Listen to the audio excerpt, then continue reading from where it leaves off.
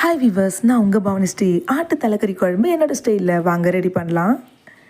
தலைக்கறியை கடையிலேயே க்ளீன் பண்ணி கொடுத்துருவாங்க. இருந்தாலும் வீட்டில் நம்ம மஞ்சத்தூள் போட்டு நல்லா வாஷ் பண்ணி எடுத்துக்கணுங்க.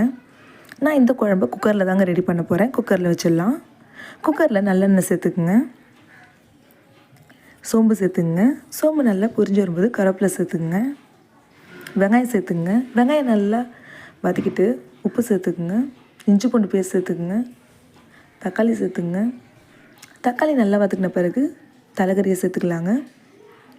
இப்போது நம்ம மசாலா சேர்த்துடலாம். குழம்பு மிளகாய்த்தூள், மட்டன் மசாலா, மஞ்சத்தூள், இது நாலுத்தையும் நல்லா சேர்த்து மிக்ஸ் பண்ணி விடுங்க. இந்த குழம்புக்கு தேங்காய் பேஸ்ட்டு சேர்த்தா குழம்பு நல்லா டேஸ்ட்டு கொடுக்குங்க. தேங்காய் பேஸ்ட்டு தாங்க சேர்த்துக்கிறேன். தேவையான தண்ணி சேர்த்துக்குங்க. விசில் விட்டுடலாம். 4-5 விசில் ஓகேங்க. அதுக்கு அவ்வளோதாங்க, ஈஸி தலைக்கறி குழம்பு ரெடி ஆயிடுச்சுங்க.